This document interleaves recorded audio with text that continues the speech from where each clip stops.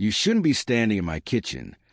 The sentence escaped Camila Santos's lips as she processed the impossible scene before her. There, in her modest apartment, stood Marcus Bradley, CEO of Bradley Technologies, one of the nation's leading tech corporations, casually holding a coffee mug as though this were perfectly ordinary. Camila, a 28-year-old single mother raising her 6-year-old daughter Sophia, couldn't comprehend what she was witnessing. For 3 years, she'd worked a graveyard shift as part of the janitorial staff at Bradley Technologies headquarters, moving through those gleaming hallways like a ghost. Nobody noticed her. Nobody acknowledged her presence. And now, inexplicably, the company's most powerful executive occupied her personal space. "How did you enter my home?" she whispered, tightening her bathrobe defensively. Marcus appeared genuinely disoriented, almost disturbed. His typically pristine designer suit was wrinkled and disheveled. A minor wound marked his temple. His eyes carried that unfocused quality of someone emerging from a terrible dream. "I have no explanation," he confessed, setting down the mug with unsteady hands. "My last clear memory is departing the office following a difficult board session yesterday evening. Everything after that is blank. I regained consciousness here, and you were asleep on your sofa." Camila's pulse quickened with alarm. She'd chosen the sofa because Sophia had experienced nightmares and needed her mother's bed. Now a complete stranger, granted, her employer's CEO, had somehow spent hours in her apartment without her knowledge or consent. "My daughter," she started, moving toward the bedroom. "She's perfectly safe," Marcus interjected quickly. "I verified when I woke. She's resting peacefully. I haven't disturbed her in any way, I promise." Camila froze mid-step, her thoughts spiraling. Something felt profoundly wrong about this entire scenario. Marcus Bradley wasn't just any corporate executive. His reputation preceded him. Arrogant, dismissive of lower-level employees, particularly those in custodial and security roles. She'd overheard his conversations during her nighttime duties. Disparaging remarks about workers lacking ambition. Callous comment about welfare mentality creating laziness. She'd heard him mock an employee who'd missed work due to a sick child, declaring that those people always manufacture excuses. Now the same man stood vulnerable and confused in her home. "Listen carefully," Marcus continued, running fingers through his disheveled hair. "I recognize how bizarre the situation appears, but I require your assistance. I cannot recall my arrival here, and there's something crucial about last night. Something significant I'm failing to remember." Camila observed him intently. Genuine concern colored his voice. Yet something else lurked beneath, an urgency that contradicted everything she knew about the arrogant executive. "Why would I possibly help you?" she challenged, folding her arms. "You don't even know my name, do you? 3 years maintaining your offices, and I'd wager you've never truly seen me." Marcus hesitated, visibly uncomfortable. "You work in our building. Early morning shift. Cleaning services. Invisible to people like you," she finished coldly. Before he could formulate a response, Camila's phone erupted. Unknown caller. "Hello, Miss Santos?" The voice carried professional coldness. "This is Jennifer Bradley from Bradley Technologies. We need to discuss last night's incident." Camila's heart hammered. Jennifer Bradley, Marcus's younger sister, company vice president, infamous for being even more merciless than her brother when protecting family interests. "I don't understand what you're referencing," Camila responded, maintaining eye contact with Marcus, who'd frozen completely. "My dear, we know precisely where my brother spent the night, and we understand an opportunistic cleaning woman like yourself might view this as a golden opportunity for extortion." The words struck Camila like physical blows. There was the raw, undisguised prejudice she encountered daily, now magnified by this impossible situation. Marcus reached for the phone, but Camila pulled away. "Listen carefully, Jennifer," she stated, her voice acquiring unexpected steel. "I have no knowledge of why your brother is here, but I'm neither opportunistic nor an extortionist." Naturally, Jennifer laughed icily. "That's why I'm extending an offer. $7,000 to erase this from memory. That's more money than someone in your position sees annually." Camila felt familiar anger igniting within her chest. the same fury she experienced whenever she was treated as subhuman because of her skin color or economic situation. Someone in my position, she echoed deliberately. You understand perfectly. Accept the money, sign a non-disclosure agreement, or we'll discover methods to make your existence extremely difficult. Marcus was gesturing frantically, obviously attempting to stop his sister, but Camila had heard enough. What Jennifer didn't realize was that she just made the first catastrophic mistake in a game she didn't understand she was playing. And what nobody knew was that Camila Santos had spent 3 years preparing for exactly this moment, documenting, recording, and building a case that would bring down an empire. But first, Jennifer would make one more threat that would cross an unforgivable line. Jennifer's voice dripped with condescension through the speaker. I possess contacts throughout the city. No cleaning service will employ you once I finish circulating information about your unprofessional conduct. Marcus signaled desperately for Camila to stop provoking his sister, but she remained focused. Information about my unprofessional conduct? Camila repeated thoughtfully. Fascinating. What specific information would that entail? Use your imagination. An employee who exploits compromising situations to blackmail executives. That reputation destroys careers. I see. And you possess evidence supporting these claims. Jennifer's laugh carried cruel amusement. Sweetheart, I don't require evidence. I simply need a respected name and strategically placed words. Who do you believe people will trust? A Bradley or a... Well, you understand. The silence that followed was suffocating. Jennifer... Camila finally said, her voice dangerously calm. Thank you for this illuminating conversation. Excellent. The 7,000 remains available, but only until... I'm declining your offer. Then you selected the difficult path. Such a shame. I'm certain your daughter, Sophia, correct, will enjoy watching her mother's public humiliation. Marcus leaped from his chair, gesturing wildly, but it was too late. Mentioning Sophia had violated an unspoken boundary. You just referenced my daughter, Camila stated. Each word was surgical in precision. That changes everything. Is that a threat? Jennifer scoffed. What will you threaten me with? What resources? What connections? Threats don't concern me, Camila replied evenly. Promises do. And I promise you'll remember this conversation permanently. She disconnected before Jennifer could respond. Marcus stared at her, clearly torn between admiration and terror. You have no comprehension of what you've initiated. Jennifer can obliterate your life completely. No, Camila corrected, retrieving her worn laptop from the living room table. She believes she can. There's a fundamental distinction. She opened the computer, and Marcus noticed something previously hidden. Meticulously organized folders on the desktop.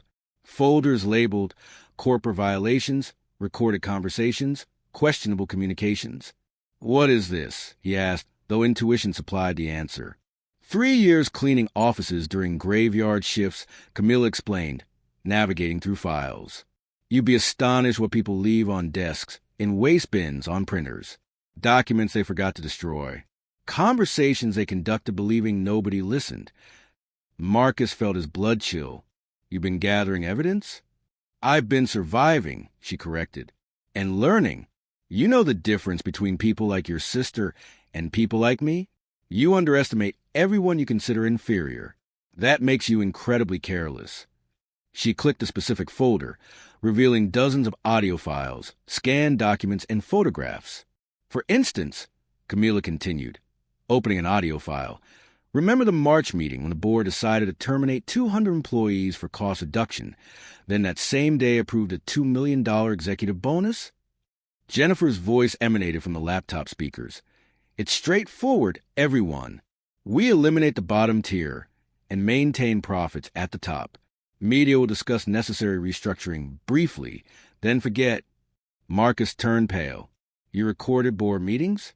Not all, Camila replied calmly. Just the most revealing ones. Like when your sister proposed creative methods to avoid paying terminated employees their rightful benefits by fabricating disciplinary charges. David's world was collapsing. He completely underestimated the woman before him.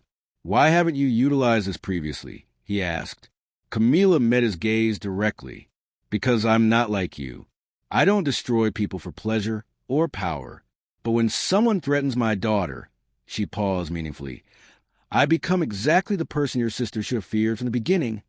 Sophia appeared at the bedroom doorway, rubbing sleepy eyes. Mommy, why are you speaking loudly? Camila immediately closed the laptop and approached her daughter. I apologize, sweetheart. Mommy was resolving some work matters. Did you lose your job? Sophia asked with that uncanny perception children possess for detecting trouble. Let's say Mommy is changing careers, Camila replied, kissing her daughter's forehead. Sometimes change brings good things. Sophia looked at Marcus, who was attempting to become invisible in the kitchen chair. Is he still here? For now, but soon he'll leave and address some suddenly urgent problems. Marcus understood the message. Camila Santos wasn't merely a fired cleaning woman. She was someone who'd spent 3 years documenting every irregularity, every compromising conversation, every questionable decision made by Bradley Technologies. Jennifer had made the fatal mistake of transforming her from silent observer to active adversary. Within the hour, Camila's phone rang. Her former supervisor, Mr. Peterson. Ms. Santos, I'm calling to inform you that your employment has been terminated. Disciplinary issues. Your belongings will be mailed. Camila closed her eyes briefly. 3 years erased by a 30-second call.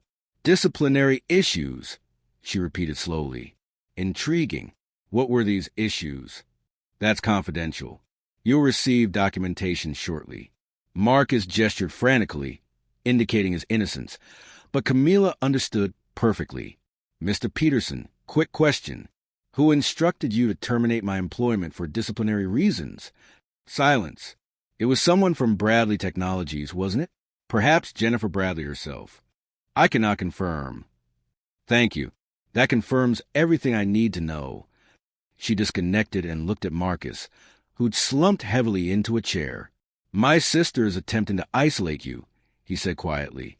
Without employment, without income, you become more vulnerable to her proposal. Vulnerable? Camila laughed without humor.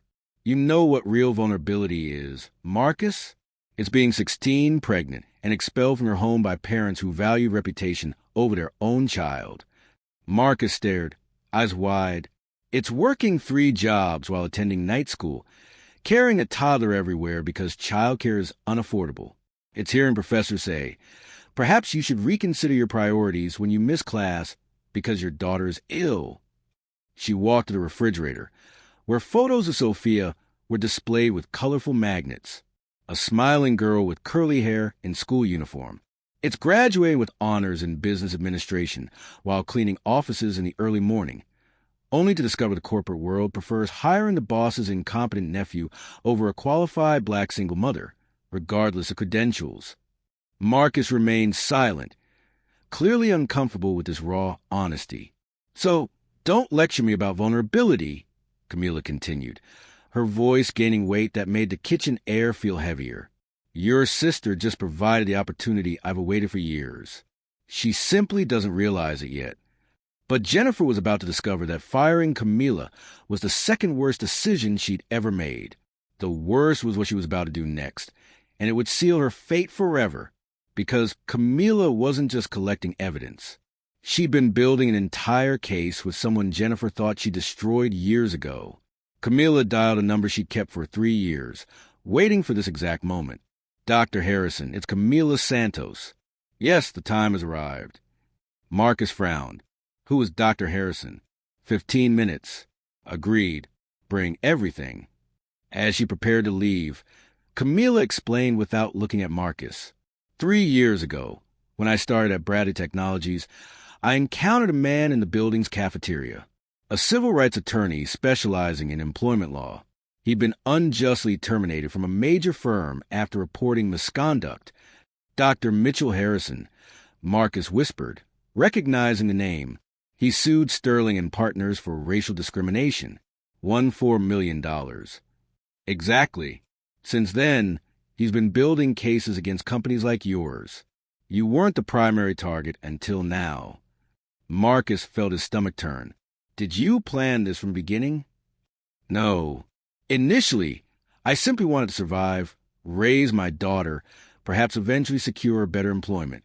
But when you spent 3 years treating me like furniture, when Jennifer decided I was disposable, she paused, looking directly at him, you transformed an invisible employee into a very well-informed adversary. Her phone rang. Jennifer again. Camila, darling, I hope you reconsider because I've just discovered some very interesting things about you. Camila activated speakerphone, gesturing for Marcus to remain silent. What kind of things, Jennifer? Well, apparently you possess a business administration degree, yet you never mentioned that in your employee file. Information omission, ground for immediate termination. Interesting. Where did you obtain this information? I have my sources. I also discovered you experienced financial difficulties 2 years ago. Overdue debts. This raises serious questions about integrity. Marcus noticed Camila's expression harden slightly. Jennifer, did you hire a private investigator to examine my personal life? Necessary precautions. And if you believe you can blackmail me with your so-called evidence, understand that I can easily prove it was obtained illegally. Privacy invasion. Corporate confidentiality breach. Oh, I see. So you're accusing me of crimes? If necessary, yes. One word from me to authorities about a problematic employee with access to sensitive information, and you'll face much larger problems than unemployment. Marcus gestured frantically, attempting to signal that Jennifer was going too far. But Camila ignored him. Jennifer, thank you for this enlightening conversation. I hope it was. The $7,000 offer remains available, but only until day's end. After that, what? After that, you'll just be another pathetic story nobody wants to hear. Camila disconnected and immediately initiated another call. Dr. Harrison, change of plans. Bring your contacts at the district attorney's office and the press. 2. Jennifer just confessed to some very interesting things. Marcus looked at her as if seeing a completely different person. Did you record that conversation? Marcus, I've been recording everything for 3 years. It's survival. An hour later, they met Dr. Mitchell Harrison at a discreet cafe. The man was imposing, black, approximately 50, impeccably tailored suit, a presence commanding immediate respect. Camila, he greeted warmly, and this must be Marcus Bradley. Marcus extended his hand hesitantly. Let's address the situation directly, Dr. Harrison said, opening his briefcase. Camila provided preliminary information. Systematic discrimination, wrongful termination, threats, illegal investigation of an employee's private life. That's sufficient for at least 3 separate lawsuits. But that's just the beginning, Camila added, connecting her laptop. Show him the executive meetings folder, Dr. Harrison. They spent the next hour reviewing evidence. Audio recordings, photographs, documents. Deleted emails Camila had recovered from printers and waste bins. My God, Dr. Harrison murmured, listening to a recording where Jennifer discussed creating false disciplinary charges to eliminate problematic employees. This is criminal conspiracy. Marcus was pale. I never knew Jennifer was conducting these activities. But you permitted it, Camila said calmly. Every time you ignored her management techniques. Every time you chose not to know how profits increased while employees disappeared. Dr. Harrison closed a folder. Camila, with this material, I can file for racial discrimination, illegal retaliation, violation of labor rights, and initiate a federal civil rights case. How long? She asked. I can submit initial documents today. The temporary injunction protecting you from further retaliation will be issued within 48 hours. The primary case, 6 months to complete resolution. Marcus swallowed hard. 6 months if they fight. But with evidence like this, I suspect they'll prefer a substantial settlement well before then. Camila smiled. Dr. Harrison, I don't want a settlement. The attorney raised his eyebrows. No, I want this public. I want every employee they humiliated, every person they discriminated against to know there are consequences. This will be war. Camila, they'll attempt to destroy your reputation, your life. They already have. The difference is that now I have allies. Dr. Harrison smiled. In that case, let's go to war. But we're going to win. When they left the cafe, Marcus was visibly shaken. Camila! There's still time to stop this. Jennifer may be extreme, but she's my sister. Marcus. Camila stopped and looked him in the eye. Your sister just threatened my daughter. She hired investigators to invade my privacy. She's attempting to criminalize me for possessing evidence of crimes she committed. I understand, but there are no buts. Her voice was firm, final. Jennifer chose to make this war. I'm simply going to finish what she started. That night, after Sophia fell asleep, Camila sat at the kitchen table with her laptop. She created a new file and began typing. Chronology of Violations Bradley Technologies 2021 to 2024. Page after page, she documented every incident, every recording, every piece of evidence, organizing 3 years of systematic data collection into a clear, irrefutable timeline.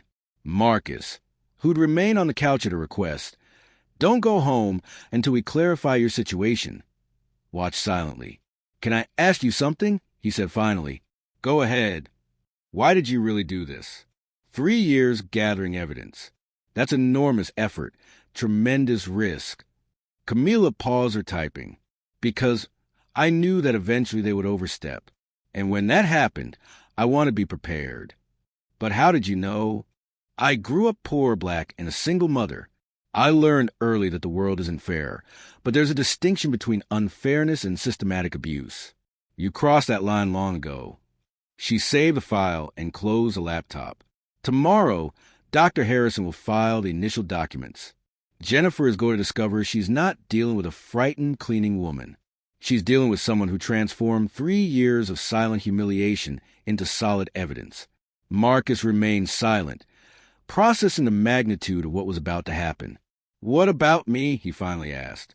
Camila studied him for a long moment. That's your choice, Marcus. You can continue as a silent accomplice, or you can do the right thing for the first time in years. Her phone vibrated. A message from Dr. Harrison. Documents ready for filing. Jennifer Bradley has no idea what's coming.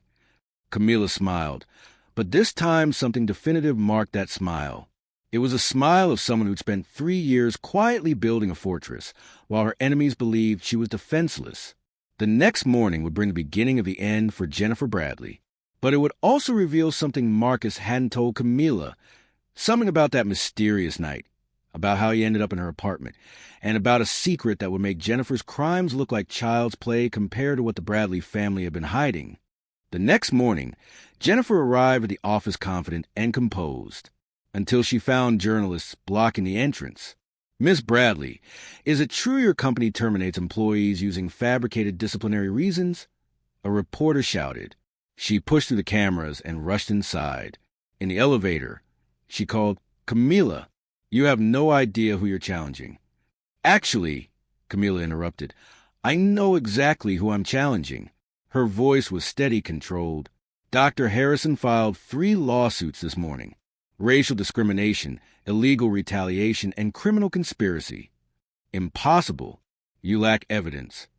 I have 3 years of recordings, Jennifer, including you planning fake terminations and referring to black employees as cultural problems. The silence was deafening. Oh, and the press already has copies of everything. Jennifer disconnected and rushed to her office. Marcus was waiting with a folder. I'm resigning, he said simply, and I'm going to testify against you. You can't do this. Yes, I can, and I will. He smiled sadly. Camila taught me that integrity is worth more than blood. Jennifer opened the folder. Inside, her own resignation letter, board resignation documents, and an agreement transferring her shares to a charitable trust. Sign or face prison time. She picked up the pen with trembling hands. In that moment, 3 years of silent humiliation transformed into the most complete and devastating defeat an arrogant person could suffer. Not only losing everything, but discovering she completely underestimated someone who'd turned every injustice into solid evidence against her. But the real revelation came that afternoon when Marcus finally explained everything to Camila. I wasn't at your apartment by accident, he confessed. I was there because I discovered something. Jennifer had been not just discriminating against employees. She'd been embezzling millions through fake contractors and shell companies. I confronted her that night, and she... He paused, touching the cut on his forehead. She drugged me, intended to make it look like I'd had a breakdown, maybe even make me appear dangerous to discredit me before I could expose her. But her plan backfired. Instead of taking me to some facility, the driver she'd hired, one of the contractors she'd been cheating, recognized her address from employment records and dropped me there as revenge against her. Camila listened, understanding now clicking into place. He thought you were involved in the discrimination, Marcus continued. Thought putting me in a black employee's home would create exactly this kind of chaos. He had no idea he was actually saving both of us. So Jennifer wasn't just prejudiced and cruel, Camila said slowly. She was also a criminal. A criminal who underestimated you, Marcus agreed. While she was trying to intimidate you, you were building a case that would expose everything. 6 months later, Camila adjusted her new blazer as she entered the Bradley Technologies building, now renamed Harrison Industries after complete restructuring. The board had voted to honor Dr. Harrison's decades of civil rights work by naming the reformed company after him. Director of Human Resources, she murmured, reading the sign on her new door. Marcus had insisted on the position after he took full control of the company with the support of investors who wanted to distance themselves from Jennifer's crimes. Sophia ran down the hall. Mom, can I attend your meeting today? Of course, sweetheart. Today is special. The meeting was with former employees who'd been unjustly terminated. Dr. Harrison had successfully reversed 63 cases, securing reinstatement and substantial compensation. Every person here, Camila told the assembled group, represents a victory against a system that treated us as disposable. Her assistant handed her an envelope. This arrived today. Inside was a handwritten letter. Camila, you were right about everything. I've lost my professional license, my connections, my dignity. I live alone in a modest apartment without resources. Perhaps one day you'll forgive me. Jennifer? Camila folded the letter calmly. Forgiveness was possible, but consequences were necessary. Marcus appeared at the door. How are you feeling on your first official day? Good. Strange to be on the other side of the table. You deserve to be here. By the way, he smiled, Sophia told me she wants to be a lawyer like Dr. Harrison. Said she wants to defend people like us. That afternoon, Camila visited the old cleaning floor. She greeted each employee by name, something that had never happened before. Director, said Maria, one of the cleaners, thank you for everything you've done for us. We protect each other, Camila replied. That's how we change the world. That evening at home, Sophia completed her homework while Camila reviewed proposals for the new scholarship program, designed to help employees pursue higher education while working. Mom, Sophia asked, are you still angry at that mean woman? Camila paused. No, sweetheart. Anger doesn't build anything. Justice does. And what is justice? It's when people like us receive equal opportunities. It's when nobody is invisible anymore. Sophia smiled. How did you do it? I transformed every injustice into evidence, every humiliation into motivation, and every no into fuel for a bigger yes. 3 years of careful documentation. 3 years of being underestimated. 3 years of turning systematic cruelty into systematic justice. Jennifer had attempted to break her spirit, but only strengthened her determination.